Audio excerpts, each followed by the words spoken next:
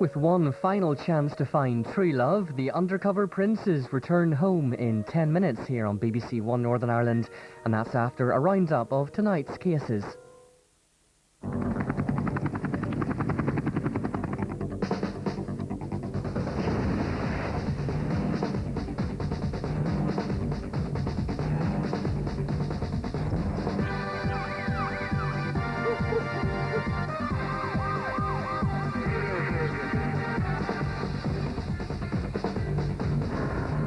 Welcome back. Busy phone lines, and interestingly some very significant calls tonight. Our first case was the murder of father of three, Amit Paytek, in Holloway in North London. It happened on Mother's Day.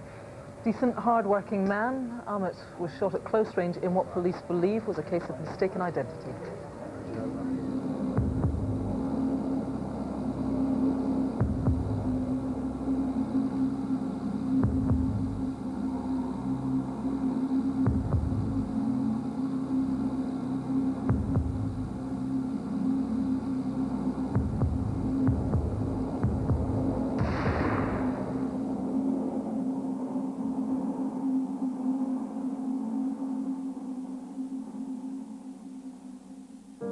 Those people are capable of killing my dad, an innocent man, and they're capable of killing anybody.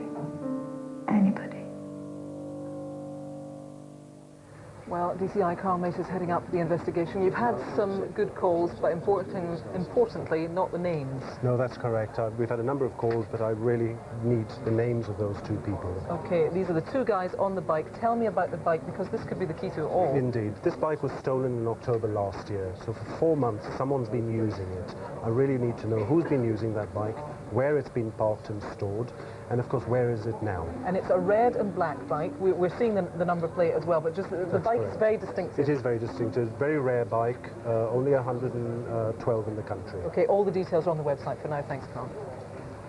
In December, a gang of armed robbers held up staff at Tesco in Newcastle, despite using cars stolen from across the country. Wearing masks, they left behind a string of clues, which detectives hope you can put together tonight.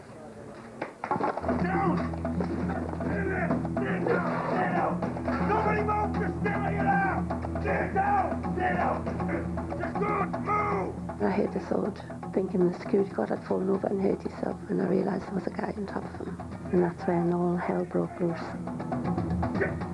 I ran to the front of the shop and just saw absolute mayhem. The two men were much larger. Certainly I couldn't have taken them on myself. Hi!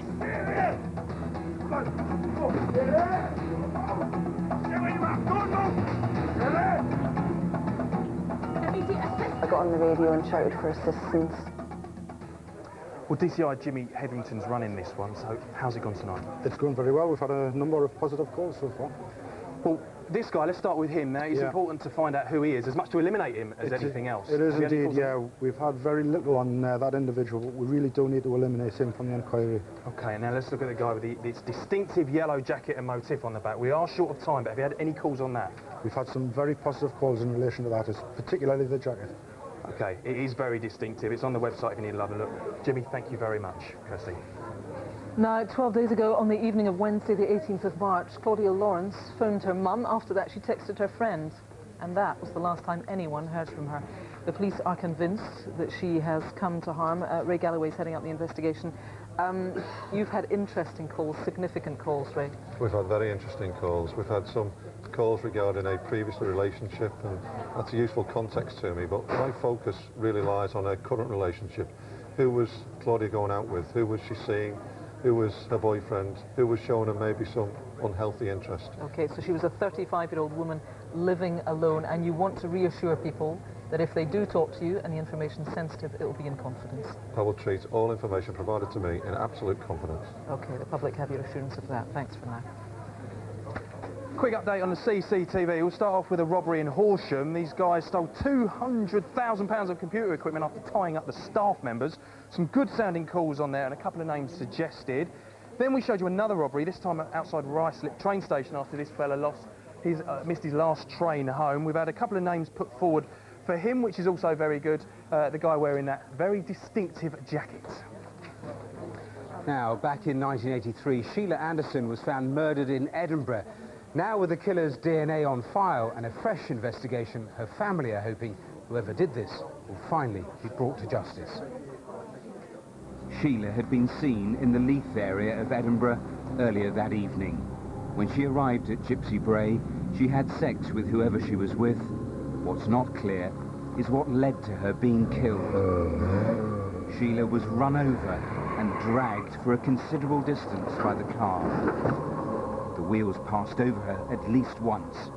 Her killer left her dead or dying. Well, with me is DS Sarah Taylor. Such a long time ago, 26 years, but what's come in? 26 years is a long time, but we've had a good response. We've had a number of calls tonight into the studio and back at the incident room in Edinburgh. I would urge the public, please contact us. No matter what information you have, how insignificant it might be, get in touch, tell us. I need information on damaged vehicles, links to Edinburgh. I need names. We've got DNA. We can eliminate people. All right, Sarah, good luck. Thanks very much. Kirsty. Thanks. 25 years ago, a violent sexual predator was stalking women in Rotherham. He raped at least 2 teenagers. They were brave enough to speak out tonight in the hope that he is finally caught. Usually I'd walk round the road, round the top, but my boyfriend didn't like me doing that. So I was umming and ahhing as I got to the steps as to what to do, but decided I'd go under the subway.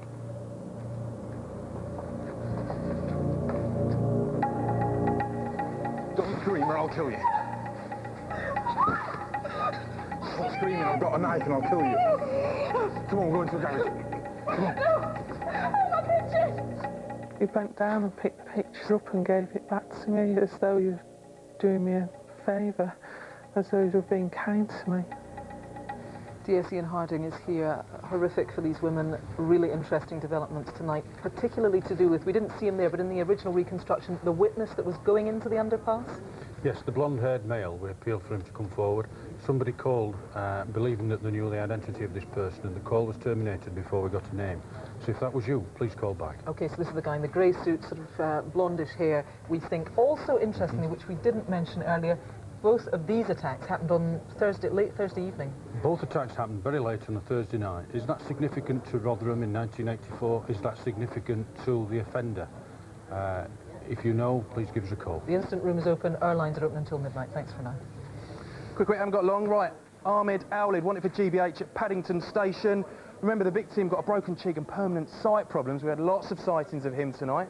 Number 3, Anthony Connolly, wanted for serious assault where a guy got his ear cut off. Lots of sightings on him again. And number 4, Elliot Wilson, wanted for fraud and deception by 4 police forces. Lots of sightings, most of all the faces tonight. Excellent result all rounds. Busy, busy. You can find out all about tonight's cases on our website, bbc.co.uk/crimewatch, if you have been a victim of crime. The victim support line is on 0845 30 30 900. Crimewatch is going to be back on Thursday the 30th of April. From the production team and all the detectives here, thanks so much for your calls. They mean so much. Until next time, bye-bye.